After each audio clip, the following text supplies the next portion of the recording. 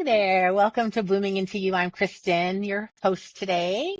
And I would like to talk about generational trauma. And sometimes that's also known as intergenerational trauma, which is the transmission of trauma from one generation to the next. This trauma can be emotional or psychological. It can be physical, and it stems from experiences of abuse, neglect, violence, displacement, discrimination, or major loss. So these unresolved traumas from one generation to the next can influence the behaviors and beliefs and coping mechanisms of the subsequent generations, which is often an unconscious transmission, by the way. People don't always recognize that they're being abusive, and they don't recognize that they're traumatizing their children because that was what was done to them or something similar, which we'll get into a little bit more. So if you think about your family of origin and maybe even your current family now with your children, it helps to look at the previous generation and maybe your grandparents or great grandparents as well. You kind of like look at some of the traits and characteristics and beliefs, stories that you had as families. And some of them can be really good ones, traditional, ways of doing holidays or celebrating birthdays or even deaths or things like that. And some of the, things that are transmitted are unhealthy things that we don't even recognize as unhealthy until society starts calling attention to it. Okay. So it's very helpful. And I'll give you some ways of approaching this generational trauma in a little bit as well. So intergenerational trauma impacts a family system's worldview, and it kind of can normalize trauma in a way that keeps it alive and quote unquote okay. If in one generation it was okay to spank your children, it may be like seen now as like, I spank my children because that's what was done to me and I'm okay. And technically, if you were spanked, you probably, could be okay, but you might not be. I mean, being spanked is punishment that really does impact a child's self-esteem and the way they think about themselves, whether they exhibit that out loud or not. So it's also, besides being a form of obviously physical abuse, it is also neglect. So because there's an emotional component to being hit by your parent, that's just like a breach of boundary between a child and parent. And a lot of people will not agree with me on this. I understand that. But, if we start to think about what we do as parents, and it's not to make us feel even more shame than we probably already do as parents a lot of times, it's just to help us start to recognize behaviors that we may want to change going forward, because there are other options to parenting and disciplining besides hitting our children. So how one copes with their trauma can cause trauma for the next generation. So like, let's say Kim was verbally abused by her mother. Her mother called her fat and ugly and said she was worthless, a piece of crap, she's never going to make it in life, and kind of just always gave her the message that she wasn't good enough in any way, shape, or form. So in order to cope with this like bullying and this nonstop set of beliefs that she then acquired as her own feelings about herself and thoughts about herself, she started to do drugs because that would help her numb out and not have to think about all the ways she lets her mother and other people down and all the ways she's just an utter failure. So she starts doing drugs, and then she has children, and then they're impacted by her addiction, right? So they're now being traumatized by her addiction and her neglect, because an active addict is not very present with their children, right? They are out to lunch a lot. They're focused on when they're going to get their next hit of their drug or drink of their alcohol or whatever they're doing, or gambling or whatever. And that takes their presence away from their children. So children are now being traumatized by their mother. And then like little Peter grows up, what's he going to do to cope with his own trauma, right? He's going to just either start maybe hitting his children or drinking and driving or just drinking a lot, whatever it is. He will find a way to cope, and it could be a maladaptive coping mechanism which we now like to call adaptive coping mechanisms, because by the way, if they prevented you from dying and they somehow you survived, like Kim taking the drugs is adaptive for Kim because it helps her calm her nervous system and numb out, right? And, you know, we have to look at people who do this and understand why they're doing what they're doing. It's not they're doing it just to be maladaptive or to be, you know, miscreants or something. They're doing it because it helps feed a need, this need of Kim to protect herself from her mother's horrible verbal abuse saved her life in many ways. It helped her numb out and not be so vulnerable to these attacks by her mother and then by herself. Because again, you take on these beliefs from your parents as though they're true about yourself, and then you start doing them to yourself and then to others. Okay. That's also how the trauma repeats patterns in the future with partners and children and families. So, it can transmit through psychological mechanisms. So it can be passed down through emotional conditioning, where the parents or caregivers unknowingly replicate unhealthy patterns, such as, again, those adaptive coping mechanisms, emotionally repressing themselves, or the patterns of neglect or abuse. And it can transmit through behavioral patterns like, these children may have learned to inherit behaviors that are rooted in fear and distrust and anxiety. So a parent who struggles with PTSD from their own trauma, either in the family or maybe in wartime or something where they had a lot of PTSD, they could struggle with irritability and withdrawal or hypervigilance because they're scared. A person with PTSD lives in a lot of fear about something happening again. So they're like always on edge, and that transmits, and I'll explain a little bit more about that as we go on too. But this creates a really stressful environment for their child.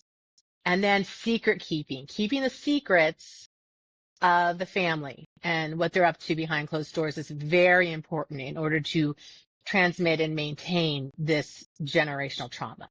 So we want to keep the secrets. We don't want the family secrets to get out because that could make us look bad, or it could make us get arrested. I mean, if we're doing things behind closed doors that are actually abusive, we could lose our children. We can go to jail. A lot of things are happening that may or may not be legal either, There's also biological and epigenetic factors that contribute to the transmission of trauma throughout families. So some studies suggest that trauma might also have this biological component that influences gene expression. Trauma experienced by a parent could potentially alter the stress response systems of the offspring, which makes them more susceptible to mental health challenges. So some studies done by Stanford scholar Dr. Bruce Lipton have demonstrated that the beliefs and thoughts, the emotions, like anger and fear, even joy and things, but the good ones, but the fear and,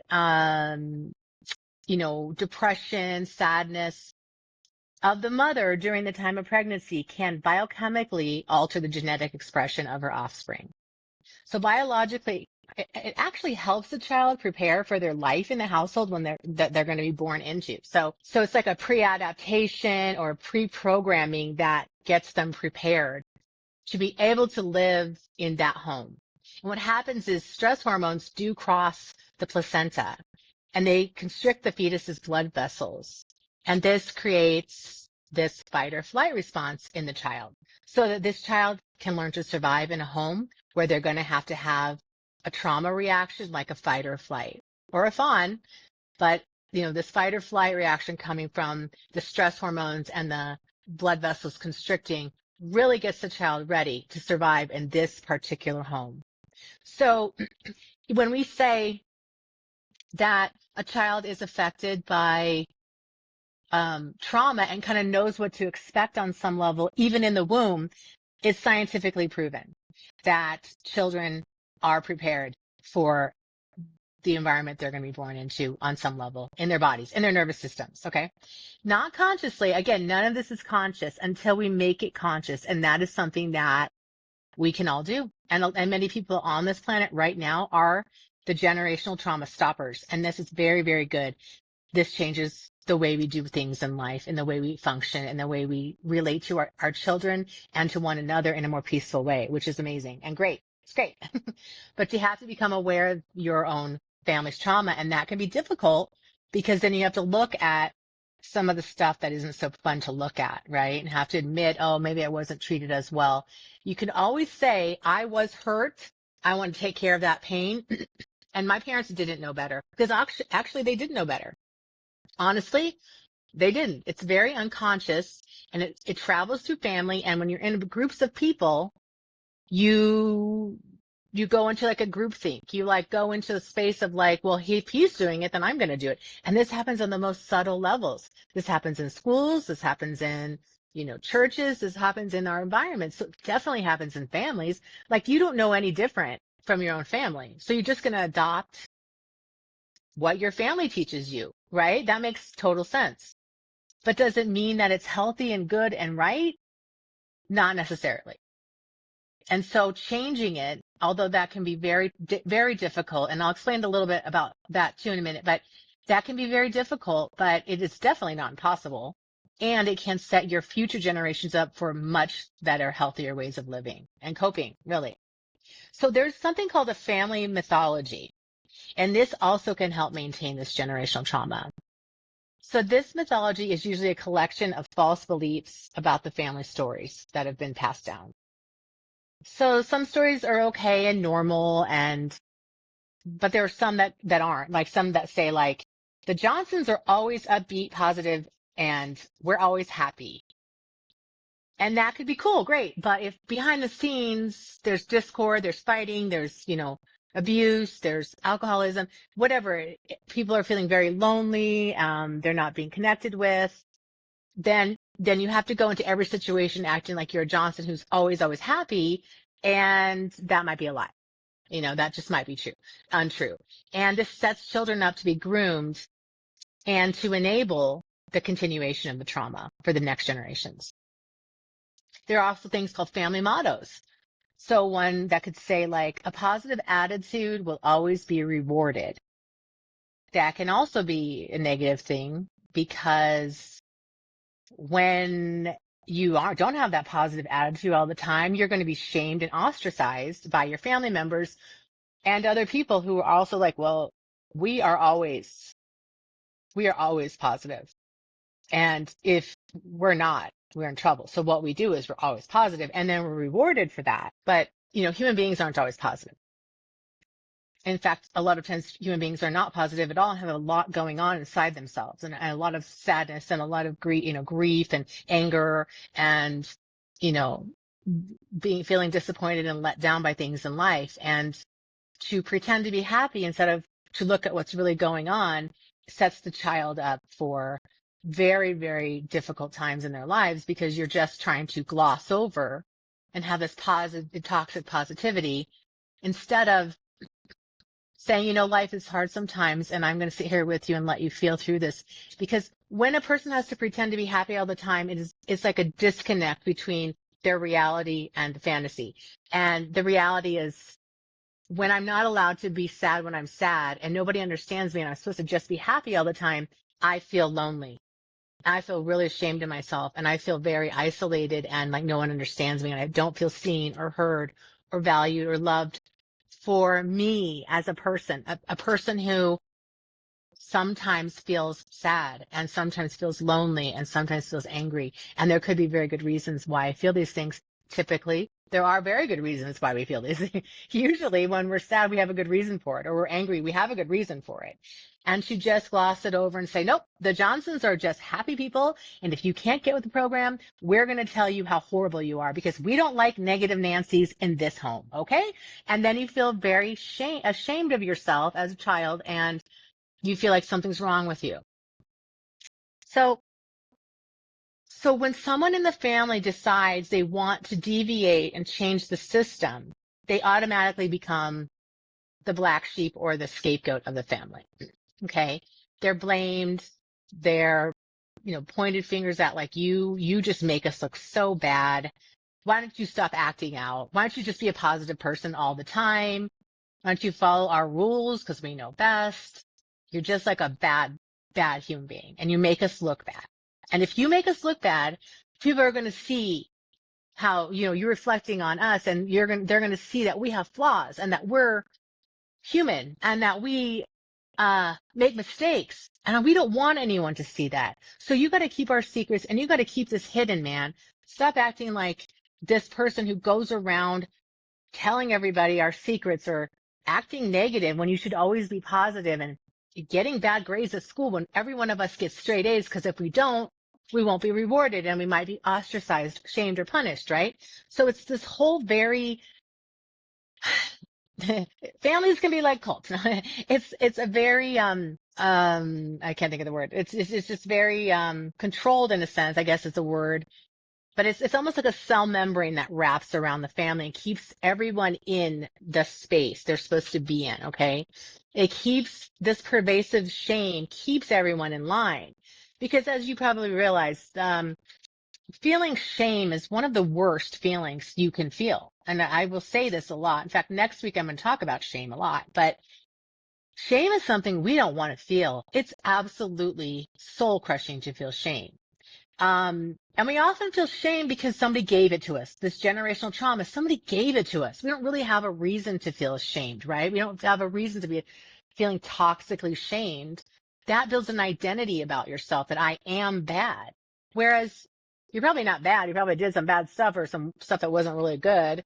But, let's forgive and move through the guilt instead of having this pervasive toxic shame all the time, making me feel like I'm a bad person unless I'm doing everything right. Like in this situation, unless I'm positive all the time, I'm bad. My family will not want me around because I'm not living up to their expectations. So like again, it's like the cell membrane that keeps the family isolated and the painful parts hidden from the rest of the world. Traumatizing and abusive families do not want their secrets exposed, as I said earlier, right? Because there's a fear that they will be seen as flawed or that they are addicts or they're child abusers or something that could be illegal or something, right? So shame keeps the secrets of the family and it helps hide everybody and it's kind of a form of protection. Okay. So there's also historical trauma, which communities who experience collective or systemic trauma, like indigenous populations, refugees, or racial minorities, carry generational trauma through historical events like colonization, slavery, war, or genocide. And this can manifest as societal oppression, cultural erasure, or enduring cycles of disadvantage.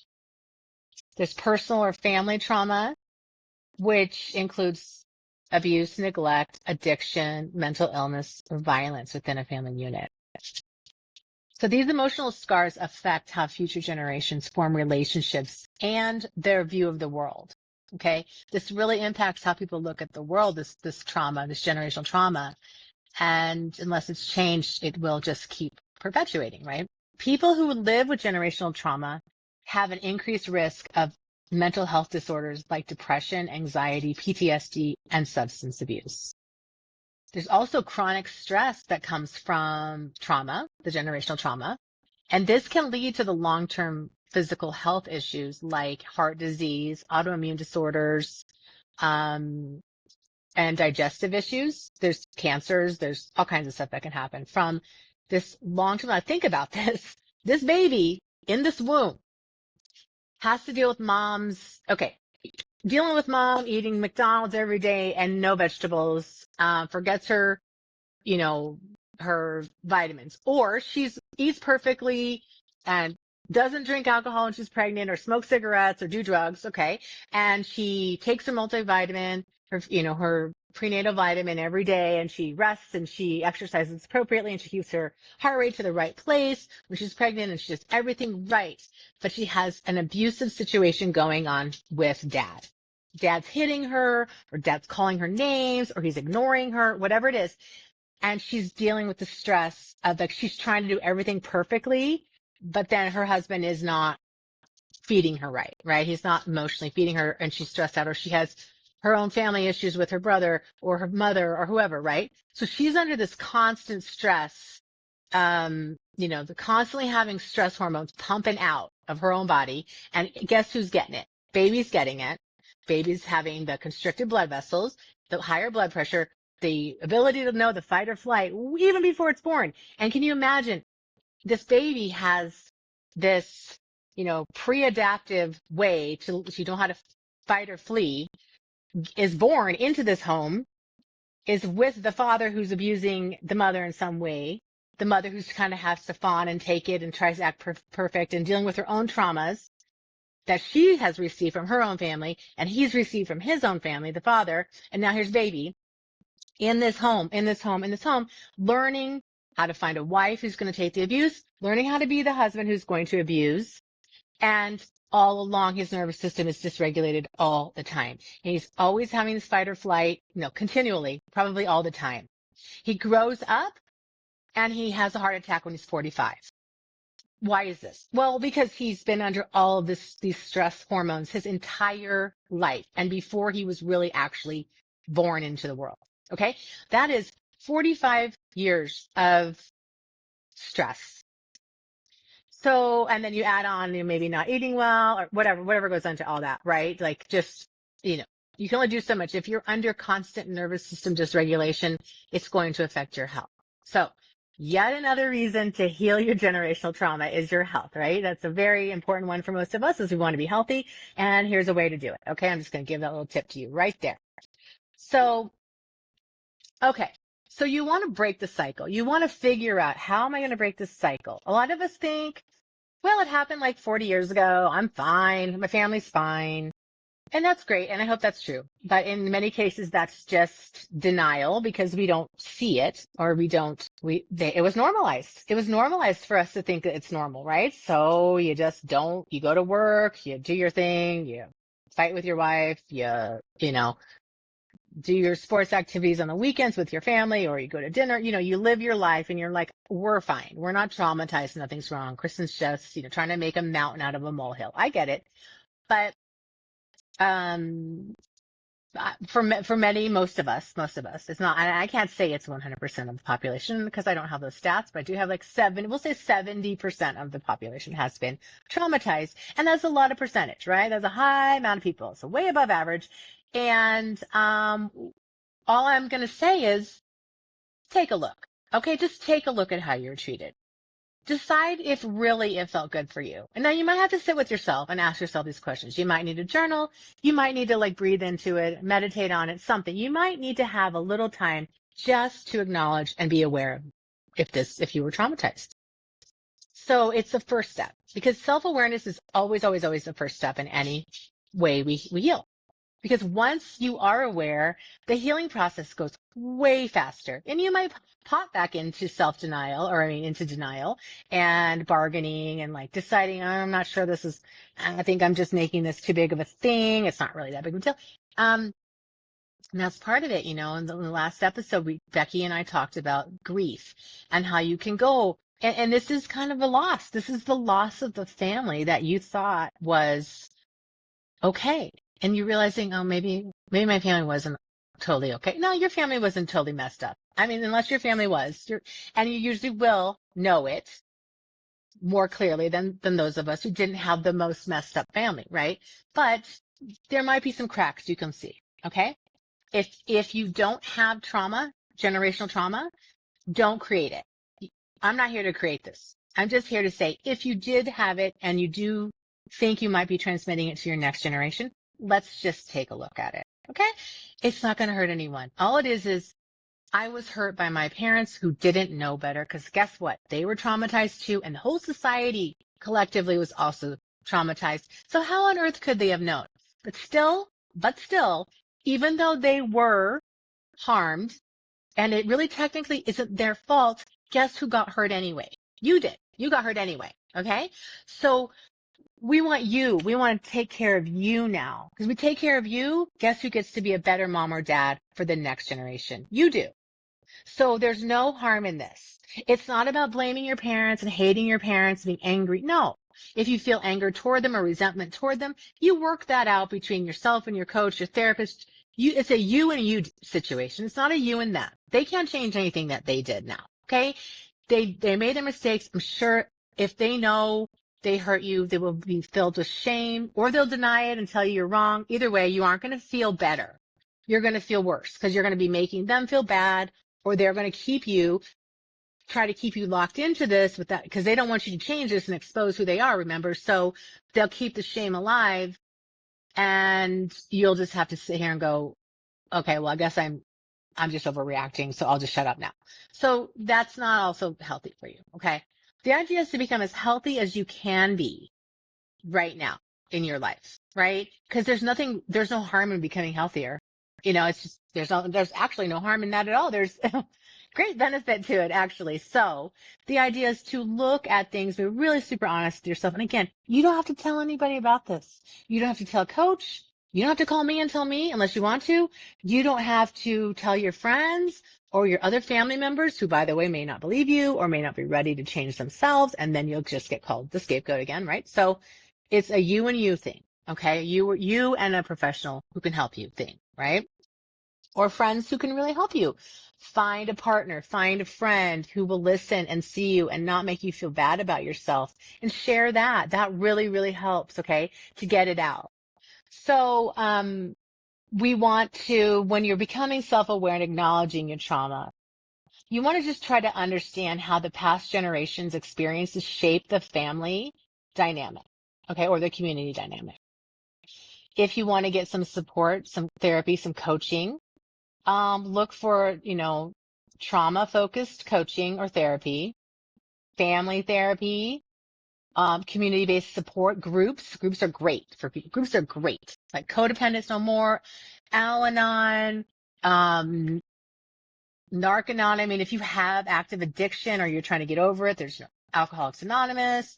Um, there might be even like, I haven't looked because I've been thinking about it, but there might be like children who were abused groups. I'm sure there are those, but I don't know of any off the top of my head. But there's a lot of trauma help in this world if you want it. Okay.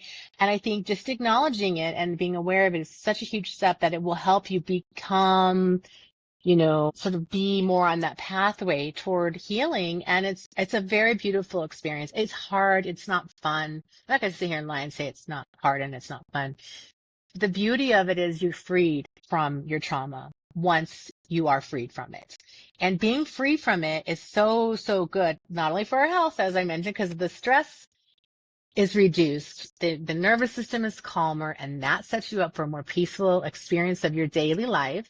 You don't have those thoughts, those incessant, invasive, intrusive thoughts saying, I'm such a bad person, I'm a failure, I suck if I don't do everything perfectly. It's like the thoughts, thoughts are always going to be there. I'm not going to sit here and say they go away. They don't, but you can handle them better. You can see them coming, or you see them there and you're like, it's not really true about me. And it's easier to remind yourself of your goodness when you've healed your trauma. The trauma creates the shame that always keeps you locked down into hiding and into feeling less than. And the idea is to get above that and get that out of the way. So it's out of the way, then you have more opportunities to be better. Sometimes people have cognitive behavioral therapy. EMDR is another one. And I do a lot of parts work. I will do some hypnosis in my practice sometimes and some CBT work as well, the cognitive behavioral therapy, are tools I will use in my practice as well. So the idea, at least in my practice, is to get you past the trauma and past the beliefs you created from your trauma. If you've never looked into your trauma and you really don't even know how to process it, that's the time to, go to a therapist who understands trauma, and make sure they do understand trauma, because not all therapists have trauma as their wheelhouse. Okay. So a trauma informed therapist, or, there's books, there's a million books out there you can start reading. Just become really aware, and you might be able to journal, and you might be able to get some of the feelings and thoughts out onto paper. That really helps. Okay. And then you can move forward in your recovery with somebody like me, for instance, because that's what I do. just a little plug for myself because I really want to help. And it's also because I love my job and that's my job. Okay. There are also things like cultural healing practices. Sometimes reconnecting with your cultural traditions and ceremonies and collective healing practices can also help with processing the trauma. There's breath work. Breath work is so huge. There's one that I just learned about. If you like breathe in for 5, hold for 5, or breathe out for 5, that's kind of a faster one. I do 4-7-8 breathing. There's, different, you can go to places who do breath work. Um, and actually I was watching Tom Holland talk about, uh, Benedict Cumberbatch. Is that his name? The actors from the Marvel movies. So Tom Holland has a way of like giving everyone's secrets away, including what's supposed to happen on all the Marvel movies. And so everyone's like, shush, don't tell us. Don't tell him anything. He'll ruin the secret. So he was in this video the other day and he's like, I'm probably telling his secrets. And I shouldn't be, but he has this really great way of crying on set, meaning um, Benedict Cumberbatch guy. And the way he does it is he breathes in through his diaphragm, like he's like a fast breathing that is almost like laughing. And I can't do it. I would probably faint if I did it because it seems really intense. But he's like, it's almost like he's laughing, but it's releasing emotions and it's making him cry. And he's like, so instead of like thinking of all the bad things I could think of from my childhood and having to drum up the tears that way, I just do this breathing. And you know what? Anything that releases your pain that's in your body, go for it. If it's breathing, if it's screaming in your car on the way to work from like the deepest depths of your, body and soul, scream that primal, because the primal screaming is really good. These are ways that you can start the process of letting your body release trapped trauma. And it's really, really good. Somatic work, somatic experiencing work, touch work, transforming touch is one that I love to do. That is so amazing. I have it done to me. I'm not certified in that, although that is definitely on my mind because it's amazing for getting your sort of attachment, your attachment to yourself that you didn't get from your parent, let's say, when you were traumatized as a child. It helps you become more securely attached. And that can also be a really good way to repair a lot of the ruptures that happened to you as a child, even in the womb. Even in the womb too. Okay. Another thing you can do is you can break the silence. You can share your stories of the trauma once you've, really acknowledge them and are aware of them. You talk to groups and friends, when we talk about trauma and shame, those are my two like main, when we talk about them, even the abuse out loud, it destigmatizes them because there's a lot of stigma around shame, right? And trauma. People don't want to talk about it because it's like, I have to be so ashamed and embarrassed and humiliated that I was traumatized. But it wasn't your fault, right? And I know it was your parents or whoever your caregivers were who did it. And we don't want to blame, and we don't want to, say that they did something wrong because we love our family, right? And we don't want to regard them as bad people. And people might think they're bad people if we're talking about them that way. But again, as long as you know the truth of what happened to you and you know that your parents did or caregivers did the best they could with what they had at the time, and you're willing to be able to kind of see them in a forgiving and understanding way, it turns out to be okay for you to then own your own pain, which is very real. Okay. You were hurt. If you were hurt. Okay. Let's assume you were hurt. So why not acknowledge that? Again, if we hide it and we pretend it didn't happen, it gets perpetuated. As soon as we bring things out of the darkness into the light, no matter what those things are, we can see them and then they lose their power. So trauma and abuse that you suffered through, they lose their power the more you bring them up and talk about them. Okay. So I'm going to encourage you to really find some people you can trust. You don't want to tell abusive people this stuff.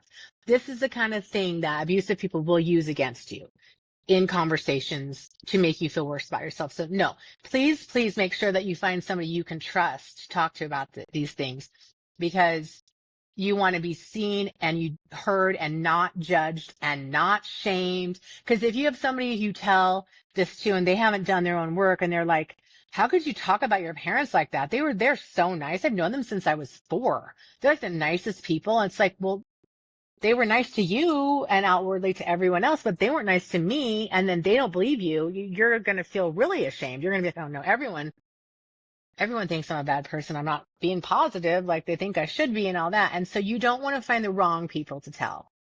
Okay. So please find the right people to talk to about this. So there's also resiliency that can be passed down. Okay. So just so that it's not always this negative trauma thing, resiliency is also carried down. Okay.